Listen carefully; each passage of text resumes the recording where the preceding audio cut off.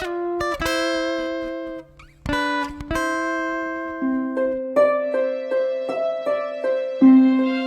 मसीह मण्डली परिवार साथै आदरणीय दर्शकवृन्द, आजको वचन पोथ्रा चल्यो भन्ने विषयमा लिएर आएको छु।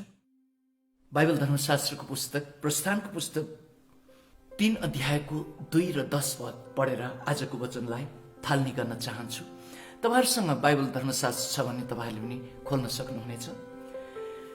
धर्मशास्त्रको यस खण्डमा यसरी लेखिएको छ, त्यहाँ एउटा जलिरहेको पोथ्राको ज्वालामा परमप्रभुका दूत तिनी कहाँ प्रकट भए र तिनले पोथ्रालाई हेरे। त्यो पोथ्रा जलिरहेको थियो, तापनि भस्म हुँदैन थियो। 10 पद, यसकारण अब जा, मेरो प्रजा अर्थात् इजरायलीहरूलाई मिस्रबाट निकालेर ल्याउन म तँलाई फारो कहाँ पठाउँदैछु। प्रिय दर्शकवृन्द, यस खण्डमा विशेष गरेर यसको सम्बन्ध चाहिँ मूसाको विगतको जीवन यानि मूसाको दर्शन चाहिँ इजरायलीहरूलाई मिस्र देशको दासत्वबाट छुटाएर प्रतिज्ञाको भूमिमा लग्ने उहाँको दर्शन थियो। तर मूसाले आफ्नै तरिकाले चाहिँ इजरायलीहरूलाई छुटाउन चाहेको कारणले गर्दा, परमेश्वरको तरिकाले नजानु भएको कारणले गर्दाखेरि उनले एकजना मिश्रीलाई मारिदिए। त्यो पछि जब मिश्र देशको राजा फिरौनले यो कुरा थाहा गरे र मूसालाई मार्न खोजे, मूसा त्यहाँबाट भाग्न भयो, विदेशको भूमिमा जानुभयो, बिहा गर्नुभयो, ससुराको भेडा गोठाला भएर 40 वर्ष जंगलमा उहाँ भेडा गोठाला भएर भेडा चराइराख्नु भएको थियो।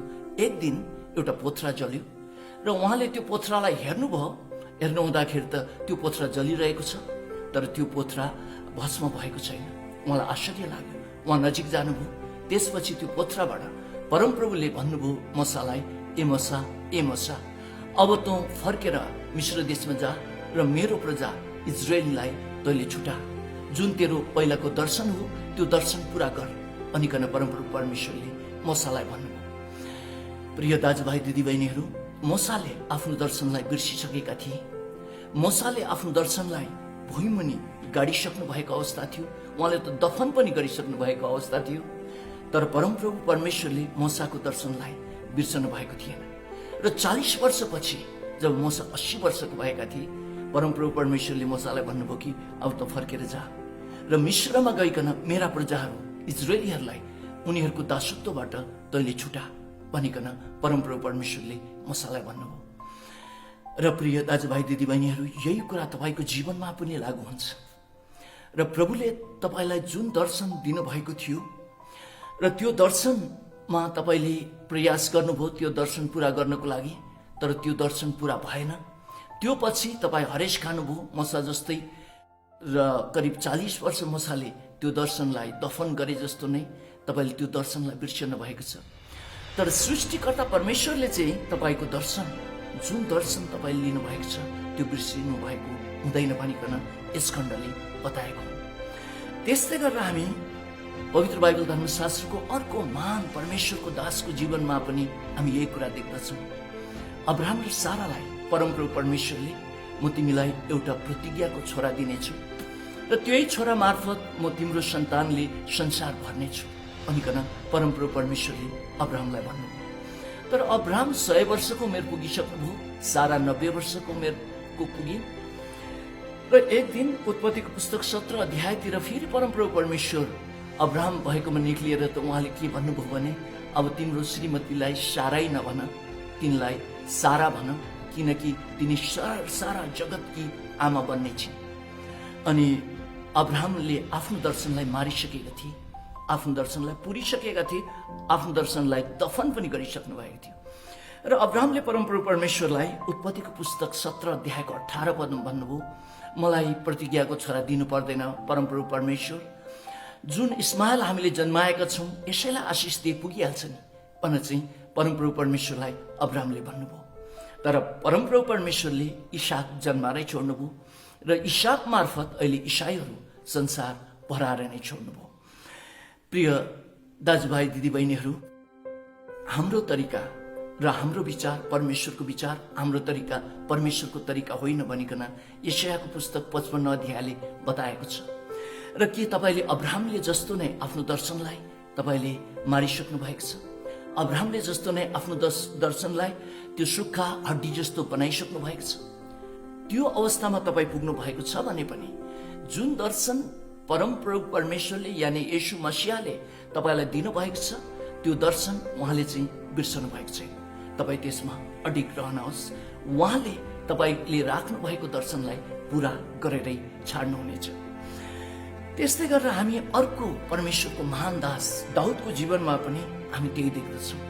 एउटा भेडा चलाइरहेको मानिसलाई बोलाएर शमूएल अगमवक्ताले उहाँलाई इजरायलको राजा भनिकन अभिषेक गर्नुभयो र उहाँको दिन प्रतिदिन उहाँ बिस्तारै बिस्तारै दरबारको नजिक जानुभयो, इजरायलको कप्तान हुनुभयो, राजाको ज्वाइँ हुनुभयो। यी विभिन्न प्रकारका कुराहरू भयो, तर राजाले उहाँलाई मार्न खोज्यो र साउल राजाले उहाँलाई भ्याकुरा खेदाई गरेकै अवस्थामा एकपटकको समय यस्तो आयो, उहाँलाई 600 जना मान्छेहरूले चाहिँ साथ दिइरहेको अवस्था थियो र उहाँहरू एक ठाउँबाट फर्केर आफ्नो जान परिवार भएको जहाँ झाप्रा झुप्रो बनाएर उहाँहरू बस्नु भएको थियो त्यो ठाउँमा उहाँहरू आउनु हुँदाखेरि त अमालेकीहरू आएर उहाँहरूका सारा परिवारलाई बन्दी बनाएर लगिसकेको अवस्था थियो र उहाँहरूले बनाएको घरहरूलाई उहाँहरूले आगो लगाइसकेका थिए र आफूसँग भएका 600 मान्छेहरूले पनि दाउदलाई ढुङ्गाले टिपेर हान्न कोसिस गरे भन्न चाहिँ पहिलो शमूएलको पुस्तक 30 अध्यायको 6 पदले भन्छ।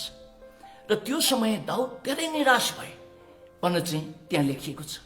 तर पनि परमप्रभु परमेश्वरबाट दाउदले साहस लिनुभयो भन्न चाहिँ त्यहाँ लेखिएको छ। त्यो पछि दाउद र ती मानिसहरू गएर आफ्नो परिवारलाई छुटाउनुहुन्छ, ल्याउनुहुन्छ। तर यहाँ सिक्नुपर्ने मुख्य पाठ चाहिँ परमेश्वरको यो छ, यो घटनाको ठ्याक्कै एक हप्तापछि शाउल र जोनाथन रणभूमिमा मर्छन् र दाउद इजरायलको राजा हुन पुग्नुहुन्छ। र दाउदले आफ्नो दर्शनलाई अब बिस्तारै बिस्तारै थाकेर छोड्दैछन्, उनी निराश हुँदैछन्। यो प्रकारको अवस्थामा भएर दाउद गइराख्नु भएको छ। तर परमप्रभु परमेश्वरले दाउदलाई बिर्सनु भएको छैन, दाउदको दर्शनलाई उहाँले भुल्नु भएको छैन र दाउदलाई उहाँले त्याग्नु भएको छैन, दाउदलाई उहाँले छोड्नु भएको छैन। र जुन कुरा दाउदको जीवनमा उहाँले दर्शन राख्नु भएको थियो त्यो परमप्रभु परमेश्वरले पूरा गरेरै छोड्नुभयो। र प्रिय दर्शकवृन्द यानि प्रिय दाजुभाइ दिदीबहिनीहरू, के तपाईँ आफ्नो दर्शन जो परमेश्वरले दिनुभएको थियो त्यो दर्शनमा तपाईँ थाकिराख्नु भएको छ? तपाईँ त्यो दर्शनबाट तपाईँ अलग भएर निराश भएर के गइराख्नु भएको अवस्था छ? प्रभुको वचनले तपाईँलाई यो प्रेरणा यस खण्डबाट दिइरहेको छ कि प्रभुले त्यो दर्शन बिर्सनु भएको छैन। प्रभु तपाईँको साथमा हुनुहुन्छ र प्रभुबाट आएको यो दर्शन हो भने तपाईँको जीवनमा उहाँले पूरा गरेरै छाड्नुहुन्छ। हरेस नखानुहोस्। र त्यस्तै गरेर नयाँ करारमा हामीले पत्रुसको जीवनलाई पनि अध्ययन गर्न सक्छौँ। प्रभु येशूको पक्राउमा पत्रुसले प्रभु येशूलाई 3 पटक इन्कार गर्नुभएको थियो र प्रभु येशू क्रुसमा टाँगिनु भयो। आफ्नो मुक्तिको कार्यलाई उहाँले त्यहाँ सिद्धाउनु भयो। तेस्रो दिनमा बौडी उठ्नुभयो। यता पत्रुसले चाहिँ उहाँले अरू चेलाहरू साथीहरूलाई लिएर हामीलाई प्रभुले त मानिसहरूको जालहारी बनाउँछु भनेर चाहिँ भन्नुभएको थियो, आखिर त्यो कुरा पुरा भएन, अब हामी पुरानै जीवनमा फर्क्यौँ भन्न चाहिँ यी सबै चेलाहरूलाई चाहिँ पत्रुसले लिएर फेरि गालिलको त्यही समुद्रमा उहाँ माछा मार्न जानुभयो। प्रियहरू, केही समय अगाडि मात्र हामी नेपालबाट इजरायल टुरमा गएका थियौँ र गालिल समुद्रमा पत्रुसले ती काम कुराहरू गरेको भनेर चाहिँ त्यहाँ टुरिस्ट गाइडले बताइरहेको थियो। त्यो जग्गामा हामीले घुम्यौँ र पत्रुसले अब फेरि नाउँ लिएर जाल हान्न सुरु गरे र त्यस अवस्थामा फेरि प्रभु येशू त्यहाँ देखा पर्नुभयो। उहाँले आफूलाई चिनाउनु भयो र यूहन्नाको पुस्तक 21 अध्यायको 3 पदमा पत्रुसले पुरानो जीवनमा फर्किए भनेर चाहिँ लेखिएको छ भने 6 पद र 15 पद तपाईँले पढ्नुभयो भने प्रभु येशूले पत्रुसलाई, ए पत्रुस, के तिमी मलाई माया गर्छौ भनिकन 3 पटक सोध्नुभयो।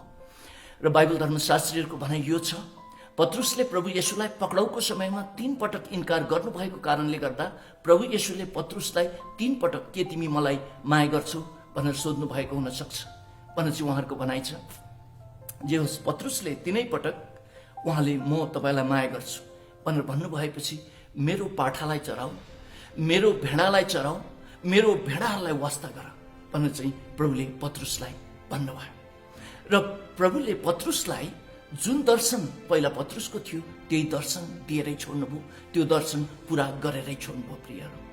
र प्रभुको हृदय हाम्रो हृदय होइन, र प्रभुको विचार जति उच्च छ हाम्रो त्यो विचार त्यति उच्च छैन प्रियहरू। त्यसले गर्दाखेरि यदि तपाईँले हरेस खानु भएर पुरानो जीवनमा नै अब आफ्नो दर्शन त्यागेर फर्कँदै हुनुहुन्छ भने तपाईँलाई एउटा खुसीको खबर छ। पत्रुसलाई जसरी प्रभुले पुनर्बहाली गर्नुभयो, तपाईँलाई पनि पुनर्बहाली गरेर तपाईँको दर्शन उहाँले पुरा गरेरै छाड्नुहुन्छ। र इजिकियलको पुस्तक 37 अध्यायमा इजिकियल अगमवक्तालाई परमप्रभु परमेश्वरले सुक्खा हड्डीहरूको उपत्यकामा लग्नुभयो र उहाँले भन्नुभयो यो हड्डीहरूलाई सास फुक, भविष्यवाणी गर र यो हड्डीहरूलाई जीवित बना भनेर चाहिँ इजिकियल अगमवक्तालाई उहाँले भन्नुभयो। र हामीले त्यहाँ देख्दछौँ इजिकियल अगमवक्ताले त्यहाँ सास फुक्नुहुन्छ, अगमवाणी गर्नुहुन्छ र त्यो सारा हड्डीहरू त मासु पलाएर एउटा महान शक्तिशाली सेना बनेर पो खडा हुन्छ। र प्रिय दाजुभाइ दिदीबहिनीहरू, तपाईँले पनि आफ्नो दर्शनमा तपाईँले सास फुक्नुपर्ने हुन्छ, तपाईँले आफ्नो दर्शनमा जीवन बोल्नुपर्ने हुन्छ, तपाईँले आफ्नो दर्शनमा त्यो अगमवाणी इजिकियलले त्यो सुक्खा हड्डीहरूलाई गरे जस्तै गर्नुपर्ने हुन्छ। तपाईँको दर्शन तपाईँको जीवनमा एउटा सुक्खा हड्डी जस्तै बनिसकेको हुन सक्दछ, तर प्रभुले चाहिँ तपाईँको दर्शन भुल्नु भएको छैन, प्रभुले तपाईँलाई त्याग्नु भएको छैन, प्रभु तपाईँको साथमा हुनुहुन्छ र त्यो सुक्खा हड्डी भइसकेको दर्शनलाई उहाँले जीवन दिएरै छोड्नुहुन्छ। तपाईँ तयार हुनुहोस्।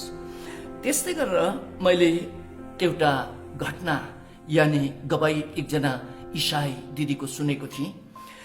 उहाँ अमेरिकाको टेनेसी राज्यको, उहाँको नाम उल्मा रोडल्फ हो। उहाँ एउटा असल इसाई परिवारमा जन्मिनु भएको थियो। उहाँको आमा प्रभु येशूको भक्ति थिइन् र उहाँले प्रभु येशूमा साह्रै राम्रो विश्वास गर्थिन्। उहाँ चर्चको विश्वासी हुनुहुन्थ्यो। उल्मा रोडल्फ 4 वर्षको हुँदाखेरि उहाँलाई डबल निमोनिया भयो। उहाँलाई चाहिँ त्यो डबल निमोनिया भएको कारणले गर्दाखेरि उहाँ 4 वर्षको उमेरमा कुजी हुन पुग्नुभयो र डाक्टरहरूले उहाँलाई भन्नुभयो कि उल्माले अब जिन्दगीमा कहिले पनि खुट्टा टेक्न सक्ने छैन र उहाँलाई बसाएर खाना खुवाउनुको लागि पनि उहाँलाई ब्रास लगाइन्थ्यो र उहाँको ढाड पनि सिधा हुँदैन थियो। त्यो प्रकारको अवस्थामा उल्मा थियो। तर उहाँको आमा जो ख्रिस्ट येशूमा असल विश्वासी हुनुहुन्थ्यो, उहाँले यसो भनिराख्नु भयो, उल्मा, प्रभु येशूमा सबै कुराहरू सम्भव छ, म तिम्रो लागि प्रार्थना गर्दछु। डाक्टरको कुरा तिमीले नपत्याऊ, सबै समय डाक्टरको कुरा सबै ठिकै हुन्छ भन्ने हुँदैन, तर प्रभु येशूमा सबै कुराहरू सम्भव छ। एक दिन तिमीले खुट्टा टेक्नेछौ, तिमी हिँड्नेछौ र हिँड्ने मात्रै होइन तिमी कुद्न पनि सक्नेछौ भनेर चाहिँ आमाले जब उल्मालाई यसरी प्रेरणा दिनुभयो र उल्माको लागि आमाले दैनिक प्रार्थना पनि गरिदिनु भयो। उल्माले आमालाई भन्नुभयो, आमा यो कुरा साँच्चै सत्य हो, त्यसो हो भने म यो संसारको सबभन्दा छिटो दौडने धाविका, एक महिला धाविका बन्न चाहन्छु भनेर चाहिँ उल्माले आमालाई भने र आमाले उल्मालाई भन्नुभयो, तिम्रो यो प्रकारको विश्वास पक्कै छ भने प्रभुले तिमीलाई सफल पारेरै छोड्नुहुन्छ भनेर चाहिँ उल्माका आमाले भन्नुभयो। र 9 वर्षको उमेरमा डाक्टरको सल्लाह बिना नै उहाँले ब्रास प्लेट उहाँको शरीरबाट निकाल्नुभयो। उल्माले खुट्टा टेकेर 9 वर्षको उमेरमा पहिलोचोटि खुट्टा टेकेर उहाँ हिँडिन्। त्यसपछि 13 वर्षको उमेरमा उहाँ स्कुल जोइन भइसके पछाडि स्कुलमा दौडमा भाग लिन सुरु गरिन् र हरेक पल्ट उनी लास्ट भइन्, तर उनीले कहिले पनि हिक्मत हारिनन्। प्रभुले मलाई विजय बनाएरै छोड्नुहुन्छ भनेर त्यो विश्वास राखिन् र कुद्दा अब फर्स्ट हुन थालिन्। त्यो पछि अमेरिकाको राष्ट्रिय दौडमा तिनले भाग लिइन्। तिनी 1960 को ओलम्पिकमा छानिएपछि उनले 100 मिटर र 200 मिटरमा ओलम्पिकमा गोल्ड मेडल यानि स्वर्ण पदक तिनले जितिन्। त्यो समयमा संसारको शर्ट रनमा धाविकामा प्रथम हुने जट्टा हायना भन्ने स्त्री थिइन्। तिनलाई उहाँले जितेर 100 मिटर र 200 मिटरको ओलम्पिकमा तिनले स्वर्ण पदक जितिन् र 400 मिटरको रिलेमा पनि उनी अन्तिममा कुदेर त्यो आफ्नो टिमलाई पनि उहाँले विजय बनाइन् यानि फर्स्ट बनाइन् र त्यहाँ सबैलाई तिनले चकित पारिन्। र त्यहाँ सबैले यो प्रकारले अचम्मको कुरा माने। एउटा कुजे भएर जिन्दगीभर बसेकी एउटा स्त्रीले चाहिँ यो प्रकारले प्रयास गरेर यिनले ओलम्पिकमा गोल्ड मेडल जितिन् भन्ने चाहिँ सबैतिर हल्लार पनि चल्यो। र प्रिय दाजुभाइ दिदीबहिनीहरू, प्रभु येशूमा सबै कुराहरू सम्भव छ र प्रभु येशूमा भएका सबै कुराहरूमा सम्भव हुने कुरा चाहिँ तपाईले आफ्नो दर्शनमा कति विश्वास गर्न सक्नुहुन्छ, प्रभुले तपाईलाई विजय गराउनुहुन्छ भन्ने कुरामा तपाईँ कतिको विश्वस्त हुनुहुन्छ, त्यो कुरामा भर पर्दछ। र तपाईको जीवनमा मूसाको जीवनमा जस्तो नै जसरी प्रभुले दर्शन सम्झाउनको लागि पोथरा जलाइदिनु भयो, तपाईको जीवनमा पोथरा जल्न अब गइरहेको अवस्था छ र तपाईलाई प्रभुले भुल्नु भएको छैन, तपाईलाई प्रभुले सम्झिराख्नु भएको छ र तपाईको दर्शन पक्कै यो प्रभुबाट आएको भन्ने तपाईलाई निश्चित छ भने त्यसमा तपाईँ खडा हुनुहोस्। प्रभुले तपाईलाई विजय बनाउनुहुन्छ र पोथरा तपाईको जीवनमा जलेरै छोड्नेछ। र यति भन्दै म टेक दाहाल आजको वचनबाट बिदा हुन्छु। जय मसीह।